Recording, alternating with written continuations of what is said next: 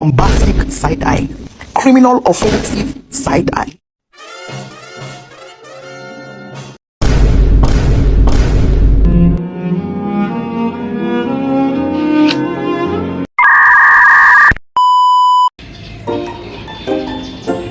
Halo semuanya, welcome to podcast Top 5 to 9. Kami di sini sebagai host dalam podcast kali ini. Perkenalkan, saya Alda Salista Wijaya dan rekan host saya adalah Amira Salsabila. Tempat di mana cerita-cerita aneh mulai terjadi, kejadian malam dan hal-hal yang gak bisa dijelaskan secara langsung. Mari kita bahas bersama-sama. Siapkan posisi paling nyamanmu, lampu boleh diredupkan, tapi ingat jangan sendirian ya. Kadang yang bikin merinding bukan ceritanya, tapi apa yang terjadi di sekitarmu. Oke, tanpa tunggu lama, selamat datang di malam yang gelap tapi serunya keterlaluan. Let's watch!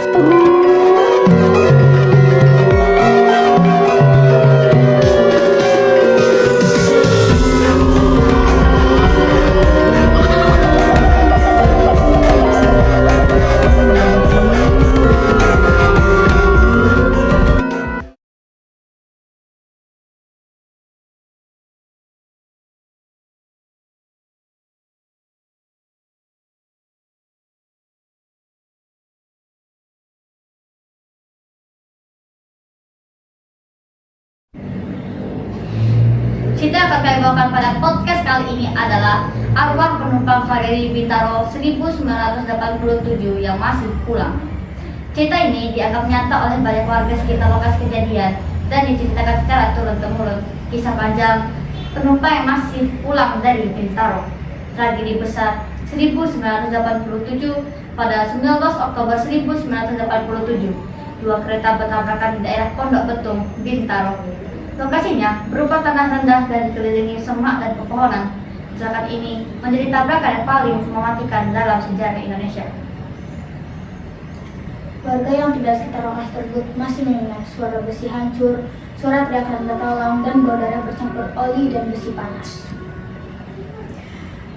Beberapa korban meninggal di tempat dan beberapa korban tidak sempat dikenali pada saat hari pertama. Setelah evakuasi selesai, hal-hal aneh pun mulai terjadi. Jadi saya mengundang beberapa rekan saya untuk menceritakan kronologi yang ada pada kejadian tersebut. Di sini ada dua rekan saya yang ingin menjelaskan kejadian-kejadian aneh yang ada pada malam pertama setelah kejadian tersebut. Rekan saya yang pertama Amira dan Zaki.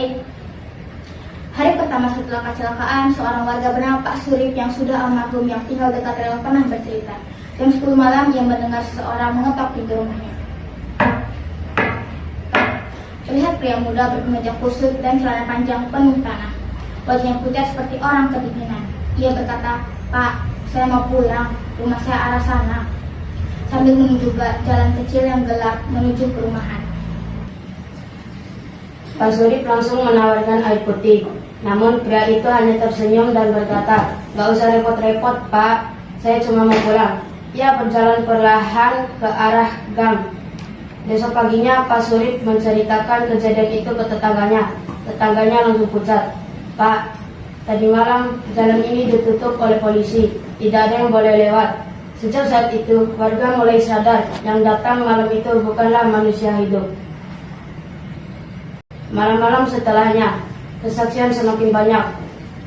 Anak SMA yang menyetop angkot, supir angkot jurusan Pondok Pinang Ciledug, bercerita bahwa suatu malam ia dihentikan 3 penumpang, 2 pria, 1 wanita.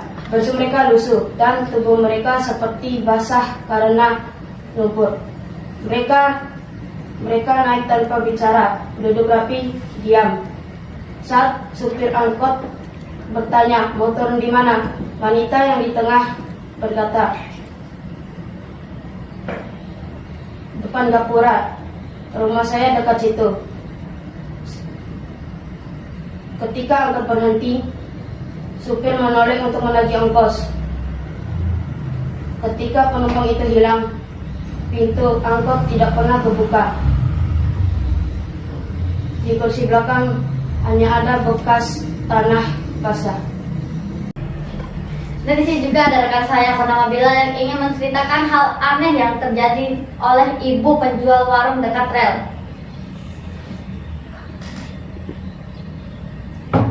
Seorang ibu penjual gorengan sering kedatangan pelanggan setelah maghrib.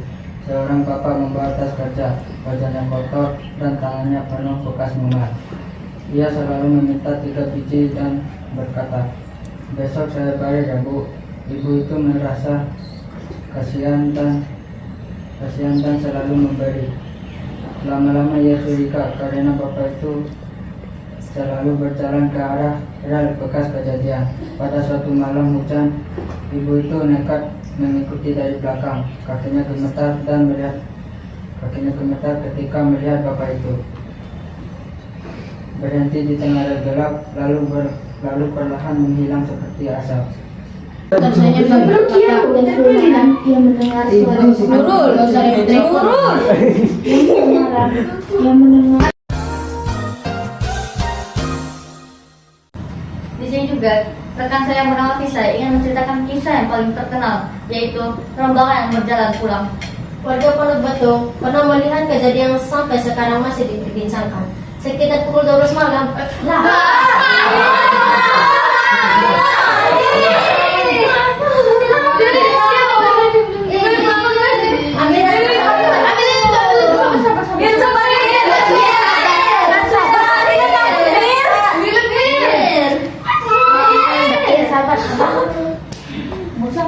Kali ini dikunjungan tahu ada apa-apa.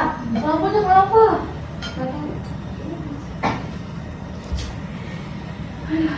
Cepet guys. Sabar, jangan panik. Oke, udah. Oke, jangan itu bencana. Beberapa warga yang sedang merendah melihat rombongan orang berbaris dari arah rel bekas kecelakaan. Mereka berjalan tanpa ada suara. Beberapa orang memegang tas. Ada yang memakai seragam kantor. Beberapa tampak terluka tapi tetap berjalan ke depan, seperti sedang mencari jalan pulang. Yang paling membuat warga merinding, setiap orang di dalam barisan itu berjalan tanpa ada bayangan. Ketika warga mencoba menyapa, rombongan itu berhenti sejenak. Kemudian satu persatu hilang di udara, seperti kabut tersapu angin. Terakhir, rekan saya yang bernama Satya juga ingin bercerita tentang pengalaman seorang pemuda yang membonceng penumpang. Pengalaman pemuda yang membonceng penumpang.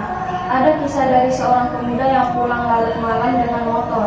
Tiba-tiba seseorang menyetopnya di pinggir jalan lalu berkata, "Mas, boleh nebeng? Rumah saya dekat perempatan." Pemuda itu melihat penampilan pria itu berantakan, tapi ia kasihan. Ia mengiyakan dan menyuruh pria itu naik. Setelah beberapa menit berkendara, merasa motor makin berat, seperti membawa beban sangat besar. Ketika ia menoleh ke belakang, boncengannya kosong. Tapi sadel motor basah oleh tanah dan bercampur darah tipis. Pemuda itu langsung jatuh pingsan di tempat. Besoknya, warga bilang ia jatuh tepat di lokasi tempat korban-korban dulu dikumpulkan setelah kecelakaan Bintaro. Penutupan yang disampaikan oleh rekan saya bernama Naila. Banyak warga percaya bahwa para korban tragedi Bintaro belum sadar bahwa mereka telah meninggal.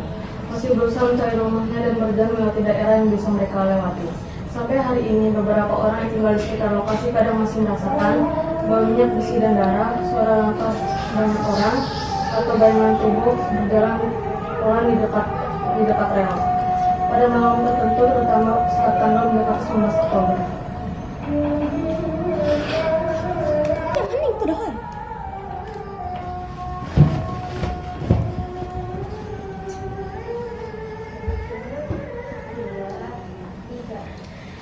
Thank you for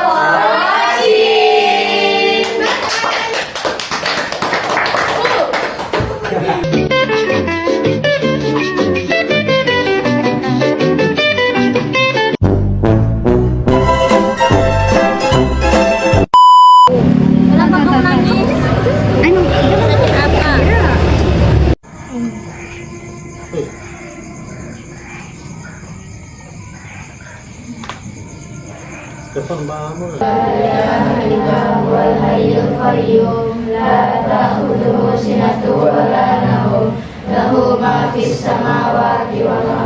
kronologi yang ada pada Bukan Berarti tadi gila. diam. Atau ia mencegah kejadian ia berjalan